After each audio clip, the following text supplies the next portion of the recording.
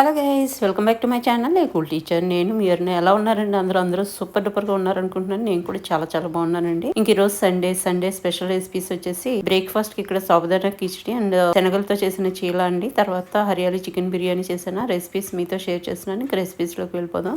ఎంతో రుచిగా ఉండేటువంటి సగ్గుబియ్యం కిచడీ కోసం ఒక గ్లాస్ సగ్గుబియ్యం 2 గంటల పాటు నానబెట్టుకుంటామండి. తర్వాత ఒక స్మాల్ కప్పు పల్లీలు తీసుకుని చక్కగా రోస్ట్ చేసుకున్న తర్వాత జస్ట్ అట్లా మనం క్రష్ చేసుకుని పొట్టంతా తీసేసుకుంటామండి. తర్వాత బాణాలు పెట్టేసుకుని 1.5 tablespoon oil, 1 teaspoon జీలకర్ర, కరివేపాకు, ఎండుమిర్చి, పచ్చిమిర్చి తరుగు, తర్వాత సన్నగా తరుక్కున్నటువంటి ఒక ఆలు ఇక్కడ యాడ్ చేసుకున్నాను. అది కొంచెం అట్లా ఫ్రై అవుతుండగా రుచికి సరిపడా సాల్ట్, జస్ట్ అట్లా వేసామో లేదా అన్నట్టు పసుపు వేసుకున్నామండి. మొత్తం అంతా చక్కగా ఫ్రై చేసుకోవాలి.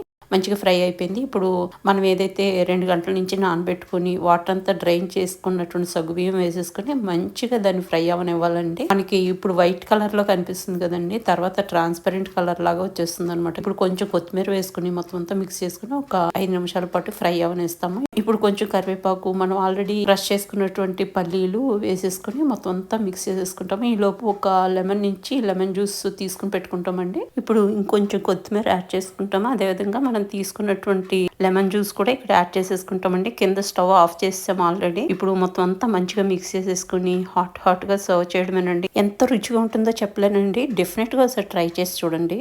ఎంతో ఎమ్మిగా, ఎంతో టేస్ట్గా ఉండేటువంటి హరియాలి చికెన్ బిర్యానీ కోసం మనము మిక్సీ జార్లో ఒక 10 పచ్చిమిర్చి, ఒక పెద్ద కట్ట కొత్తిమీర శుభ్రంగా వాష్ చేసుకుని చిన్నగా దొరుకుంది, పుదీనా కట్ట చిన్నగా తరుక్కుంది వేసేసుకున్నామండి. ఒక 15 వెల్లుల్లి డబ్బులు, ఆ సైజు అల్లము, 4 లవంగాలు, 4 ఇలాచి, చిన్న దాల్చిన చెక్క ముక్క, చిన్న జాజికాయ ముక్క, జాపత్రి, ఒక టేబుల్ స్పూన్ నిండా ధనియాలు, ఒక టీ స్పూన్ వరకు జీలకర్ర, ఈ సైజు నిమ్మకాయ తీసుకుని దాన్ని నిమ్మరసం వేసేసుకున్నామండి. ఇప్పుడు దీన్ని చక్కగా గ్రైండ్ చేసేసుకున్నామండి. గ్రైండ్ చేసుకున్న పేస్ట్ ని 1 కేజీ చికెన్ లో మనం వేసేసుకున్నాం. రుచికి సరిపడా సాల్ట్ కూడా వేసుకుని, 1 టీ స్పూన్ ఆయిల్ కూడా వేసుకుని మ్యారినేషన్ చేసుకున్నామండి. 3 అవర్స్ పాటు మ్యారినేషన్ ఉంచుకుంటాం. ఎసరు పెట్టేసుకున్నాను నేను. రైస్ ఉడుకుతుంది. ఆనియన్స్ కూడా ఫ్రై చేసేసుకుంటున్నాను. బిర్యానీ బౌల్ లో 2 టేబుల్ స్పూన్ నూనె, 1 టేబుల్ స్పూన్ నెయ్యి వేసుకుని 4 లవంగాలు, 4 ఇలాచి, ఒక దాల్చిన చెక్క ముక్క వేసుకుని అది ఫ్రై అవుతుండగా మనం మ్యారినేట్ చేసుకున్నటువంటి చికెన్ మిశ్రమాన్ని వేసేసుకున్నాము. 1 టేబుల్ స్పూన్ నిండా బిర్యానీ మసాలా, ఒక 1/2 టీ స్పూన్ ఇలాచి పొడి వేసేసుకుని ఇప్పుడు కొంచెం కరివేపాకు, రుచికి సరిపడా సాల్ట్ వేసేసుకుని మొత్తం అంతా మిక్స్ చేసుకున్నది ఉడుకుతుండగా 85% ఉడికినటువంటి ఈ